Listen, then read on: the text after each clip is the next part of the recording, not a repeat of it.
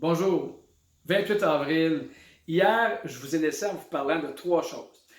Résilience, motivation, endurance mentale. En ces moments un peu plus incertains, alors on va voir six capacités. Je vous introduis les six thèmes que l'on va aborder et à l'intérieur de différents thèmes, on va peut-être voir différentes capsules. On verra comment tout cela va se déployer. Donc, première capacité à organiser dans l'endurance mentale, on parle de la capacité d'accepter. J'aimerais faire un point sur cette capacité-là pour commencer. Accepter, au Québec, souvent, lorsque je parle à des gens, je remarque que dans notre culture, des gens vont dire que accepter, il n'est pas question que je me résigne. Les gens croient que accepter, c'est de se résigner. Ce n'est pas tout à fait ça. Donc, accepter ne veut pas dire qu'on se résigne, loin de là, mais c'est dans notre culture. Alors, c'est pour ça qu'on bataille avec l'acceptation. Au contraire, les symptômes de la non-acceptation, les voici. Les symptômes, c'est les devraient et les ne devraient pas. Alors, imaginez-vous en train de parler et rappelez-vous les moments où est-ce que vous vous dites, ça devrait être comme ça ne devrait pas être comme ça. On devrait déconfiner tout de suite. Ça ne devrait pas durer si longtemps. On devrait ouvrir ci. Ça ne devrait pas qu'on fasse ça. Les gens ne devraient pas se parler plus près. Ce sont des réalités. Ce sont des choses qui existent. Et à ce moment-là, lorsque je me fais prendre avec les devraient ou les devraient pas, que se passe-t-il? Il y a une contraction. Imaginez-vous ou rappelez-vous les moments où est-ce que vous parlez ou encore, regardez-vous un peu. Lorsque vous parlez de vos devraient ou des devraient pas et ressentez dans votre corps ce qui se passe. Aussitôt que vous commencez à parler ou que l'on commence à parler des devraient ou des ne devraient pas, souvent au niveau psychologique ou au niveau physique, il y a une sensation de contraction. Maintenant, qu'est-ce qu'on doit faire avec ça? Avec les devraient pas. Puis la première étape pour accepter un peu plus, c'est celle-ci. C'est de reconnaître. Et reconnaître que c'est la réalité.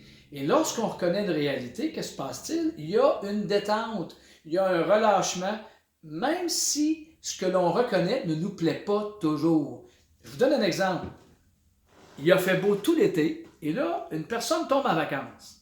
Et là, il commence à pleuvoir. Combien de fois qu'on entend « Ah, excusez le terme un peu vulgaire, mais maudite pluie, ça arrive seulement sur moi. » Alors, je ne peux pas me battre contre la pluie. Donc, si je dis il pleut, je reconnais qu'il pleut, ou encore je reconnais, par exemple, que je suis confiné ou que je ne peux pas bouger comme je veux, il y a souvent ce qu'on appelle un relâchement qui s'installe. Maintenant, comment reconnaître? Petit exercice que je vous soumets avant de reconnaître ou reconnaître ce que je n'accepte et n'accepte pas, c'est la première étape avant de faire quelque chose pour, je vous dirais, corriger cette difficulté que j'ai d'accepter ou pas. Alors, je vous mets un tableau ici. Vous remarquez la première colonne. La première colonne qui est à votre gauche, c'est qu'est-ce que j'accepte? Qu'est-ce que je contrôle? Alors, évidemment, ce que je contrôle, ma condition physique, mon alimentation, le fait de me coucher tôt, mon attitude, mon sourire, la façon dont je vais parler, dont je vais me tenir, comment je vais vivre à la rigueur cette situation, c'est ce que je contrôle.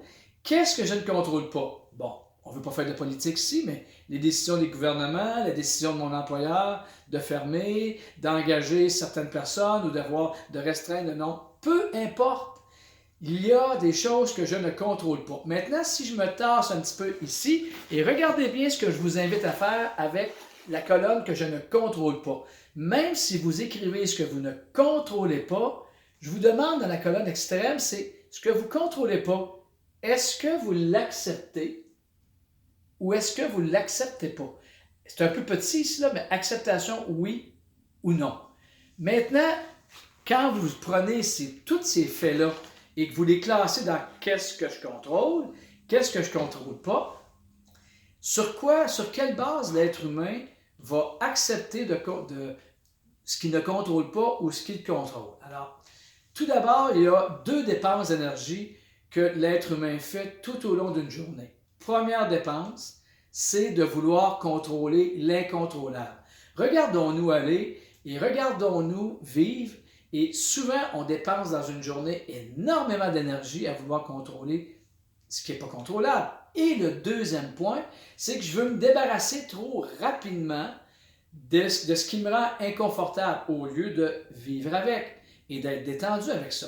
Alors, demain, dans la prochaine capsule, nous allons voir certaines stratégies qui vont répondre à ce que je viens de vous expliquer pour arriver à cheminer vers la capacité d'accepter. À demain. Au revoir.